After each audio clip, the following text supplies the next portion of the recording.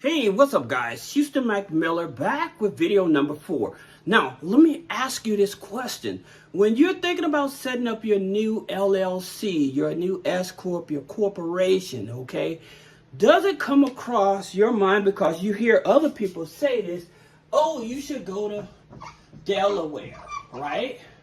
Or they may say, why not Wyoming, right? So they may tell you to go to Wyoming, or they may tell you South Dakota, right?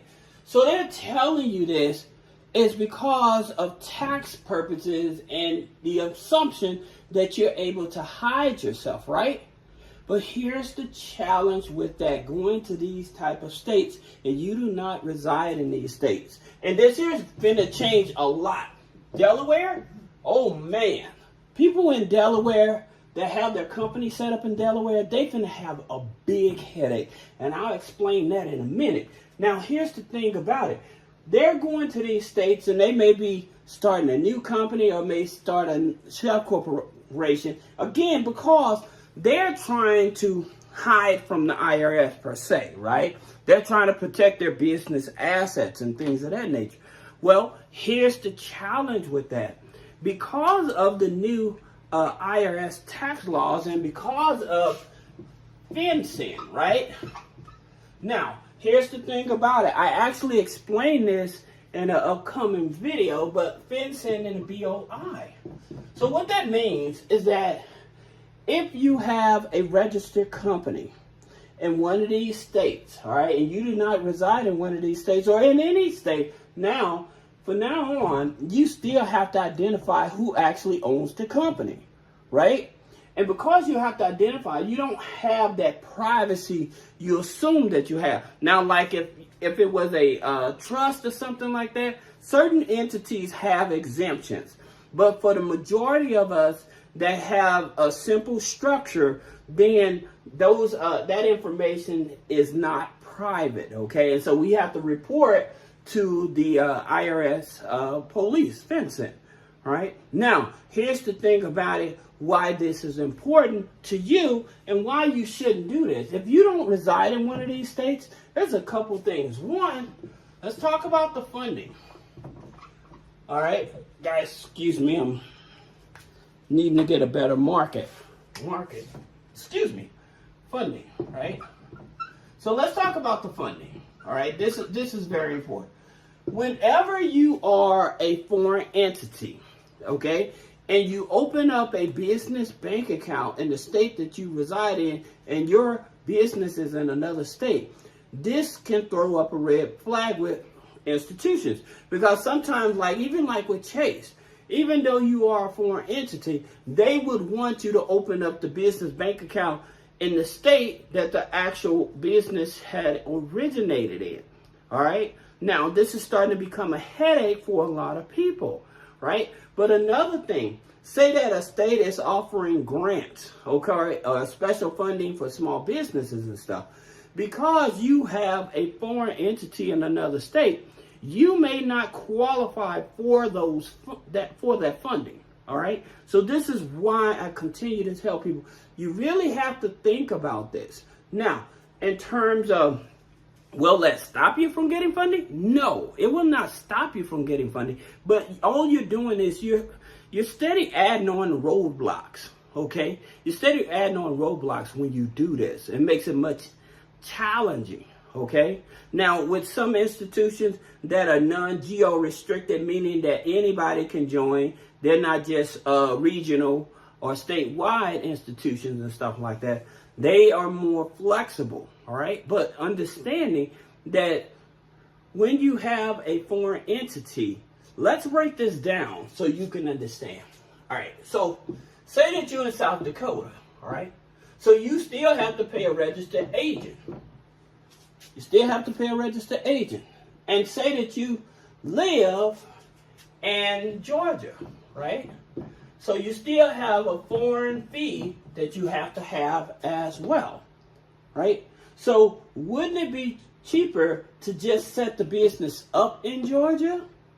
So that way you don't have to charge this fee, because this here fee, you're going to pay this yearly, okay? you're going to pay this here fee yearly for that entity. So long as that entity is in another state and you're operating that business, you're still going to have to pay that fee. So that's extra capital. Now, let's talk about the liability. Okay? Let's get into the liability of this, because this is very important. Now, you're in Georgia.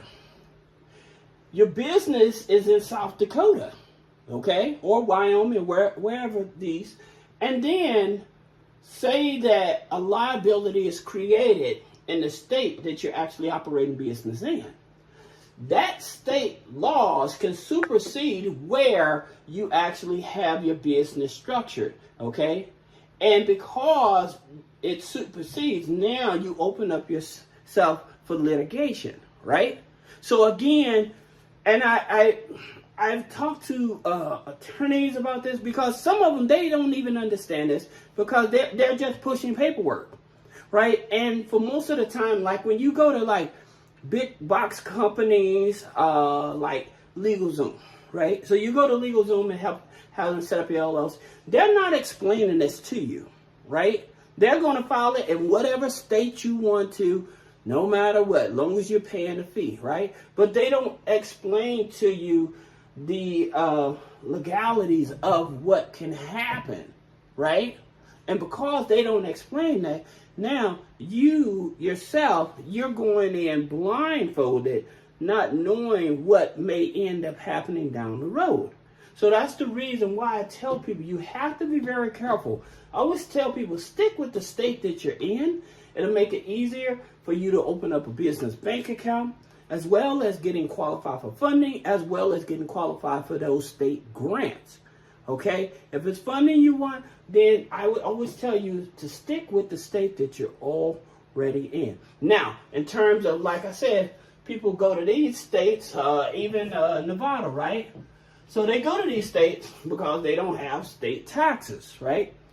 But here's the thing about it. Yeah, they don't have state taxes, but at the same time, you still have to follow your annual paperwork and stuff. All right, so you're still getting hit with a fee. So you're not missing on any fees or whatever, you know. And your state, here's the thing about it. Your state, your fees in reference to your state fees, county fees, city fees, okay, depending on the amount of it, those may be tax deductible on your federal taxes. Now, I'm not a CPA or registered agent, so I would sit down with them and ask them about it.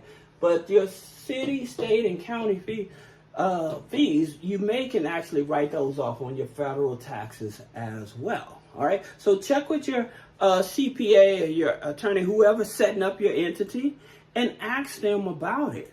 Because running to another state just so you can avoid taxes, and again, the video I made that's coming up, I'm actually explaining more, but people trying to avoid taxes, it makes it even challenging for you to acquire the funding you need, even if you have bad credit, all right? So if you have any other questions about business credit funding, personal credit funding, removing negative items, click the link in the description and look out for the next video.